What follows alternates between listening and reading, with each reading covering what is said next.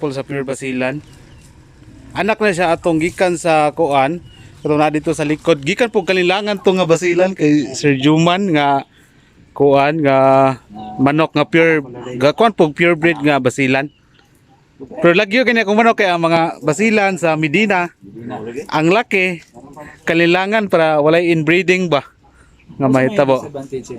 Ang inbreeding kay mabansot tapos dugay matubo nya masakiton kayo siya. So that's why anak na para kuan kayo.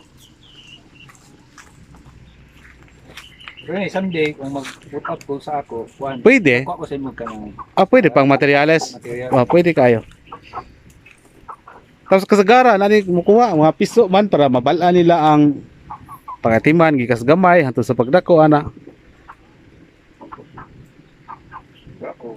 Daghan kayo ang ang order sa ako adire. Abot kay Davao kato last time mga RTL man to iya ha. tuloy ang iya. Oo. Tapos katong isa dire boy. Mag-abrihan siguro na to tong kuan. Wala ka boss.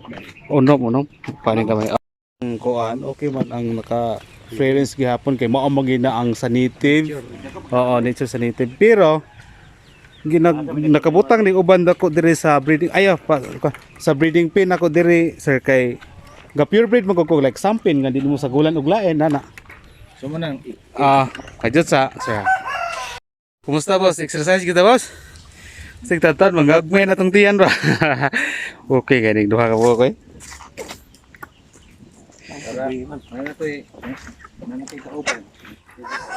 Actually sila may tigpakaon gid diri sa kuha. Kaya sa di ko kanhe nya. Wala isa kini pud motabag kung nay mamalit. butang ang balay ana gi ko puyo. Diha gini sila gamoy agad. Kay sama ko syudad. Lagi sa tinuod lang.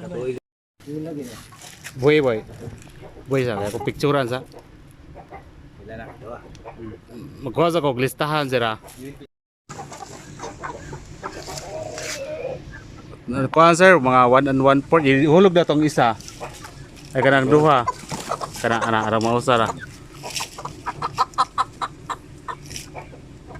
Boy daw. 3 and 1 half. Okay.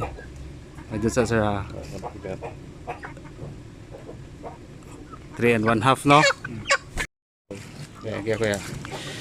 Dulo naman katuro ko ana bisa ray. Atubang na ko dire.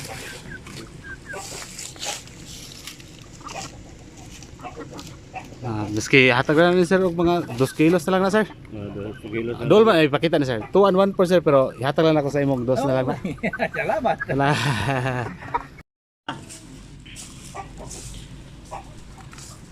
Tara. Yung mga feedmill gahi mo dire unsa man ilang. Kuha na siya mga ultra pack na siya para sa baboy. Baboy ang ila no. Baboy na sa ila. So natay ko ano kanang customer nga kalit-kalit ba nga nay grasya na abot. Na wala himbaw eh. Ilang ko la. Na.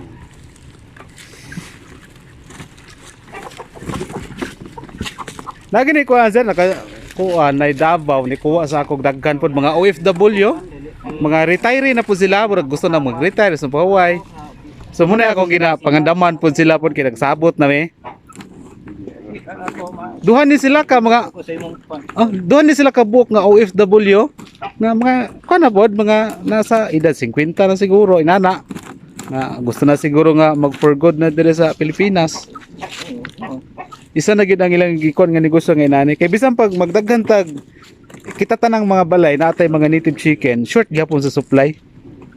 Tungod kay gikaon man sa tao. Ang demand ay na gunting nga boy. Ituyok lang na siya mayutan nga mahurot na siya. Ay na gunting-gunting ituyok na siya tanan nga para masiguro nga di makabuhi. Higtan mo kanang kanding. Higtan na ng kanding ay. Ay dia ibugkos dia dire. Dia. Kana dia boy.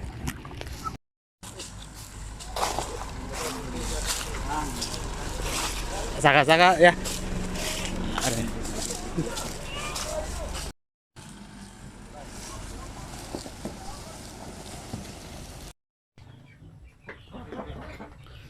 So yun nga no ay nakaalis na po yung ating buyer na bumili po sa atin ng mga per kilo.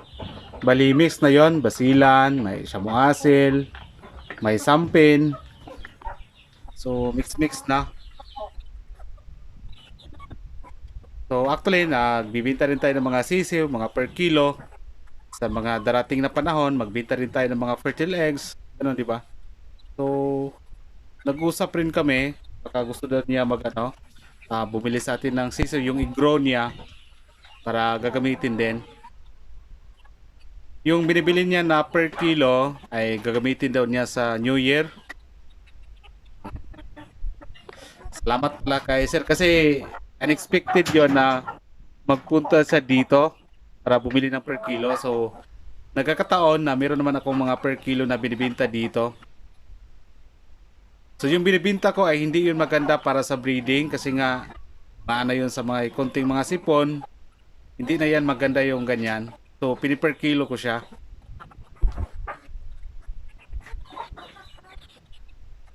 Actually bigla lang siyang tumawag sa akin. Baga nakita daw niya sa aking mga vlog yung ating mga manok na mga native chicken na malapit sa kanya lugar. So dito siya pumunta sa akin. Okay. So meron pa kaming ibang mga pinag-usapan, yun nga. Gusto din niya mag-alaga ng manok or kaya i-grow niya yung mga sisiw natin para gagamitin niya karinderya or restaurant. But depende sa kanya. So napakabait din ni sir. Bali ang nabili niya na per kilo, bali 250 per kilo pa rin yung sa akin dito. So ang anim nasa mga 7.5 lahat na per kilo. So sa 250 per kilo okay na po yon kasi nakita natin sa iba medyo hindi maganda yung per kilo. So actually may mga sampin rin minsan na hindi ko binibenta kasi nga hindi siya maganda, hindi siya quality. So yun nga tulad kanina may basilan siya, muasel, sampin, meron tayong binibenta kanina.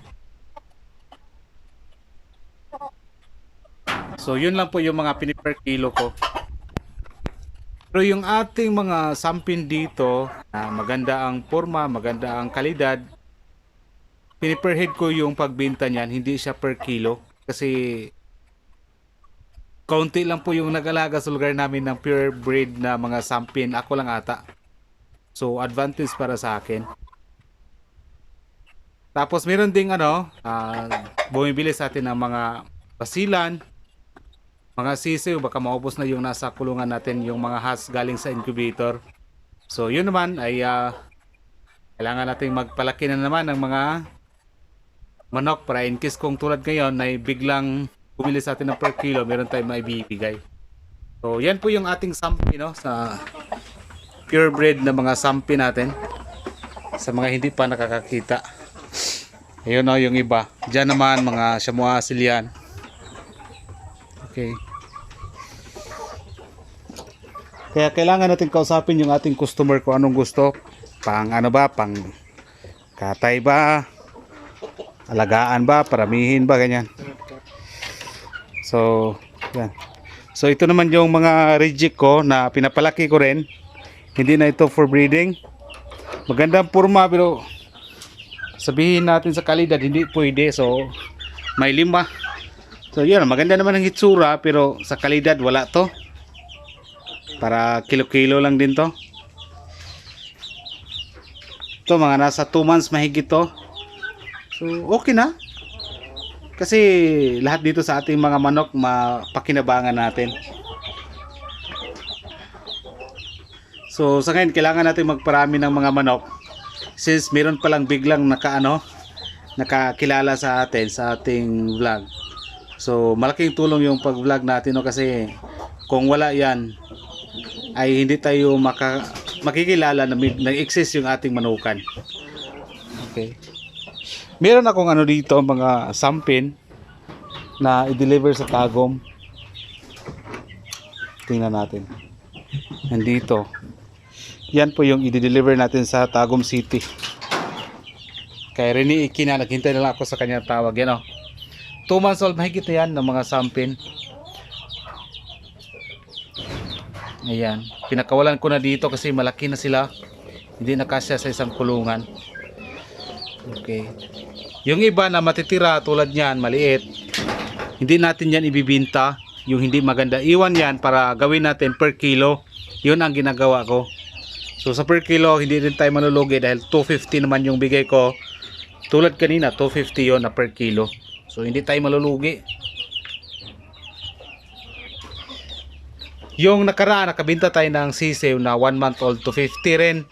1 month old to 50. Okay na.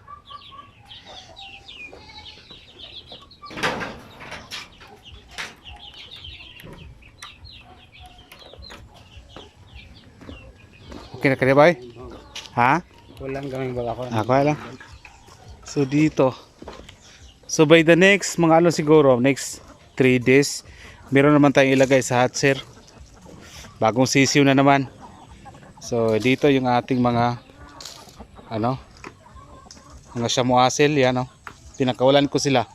Yung sampi naman yung kinukulong ko, baliktad yung shamuasil naman yung pinakawalan ko. So darating ang panahon, sila naman yung ikukulong ko, sampin yun naman yung pagkakawalan ko rito. Ayan.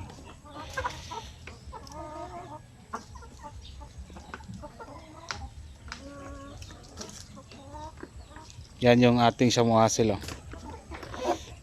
Malaki na rooster to. Yan oh, maganda. Pati mga parents niyan, yan maganda oh. Kung may mga reject yan, kahit gaano kaganda yung ano nila, yung quality nila, piniper kilo ko talaga.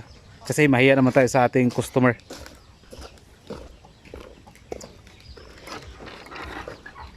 Yan na pala, may nagtatanong sa ating mga pure basilan nandito.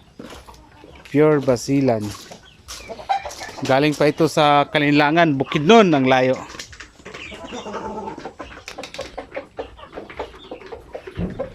Ah, may itlog. Ah, may itlog pala dito. Isa.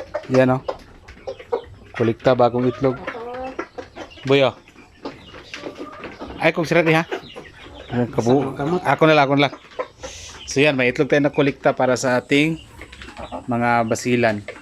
So yan po yung ating pure basilan. Galing talaga yan sa isang farm kay Sir Juman. 1:5 yung nandito. Okay na po yan.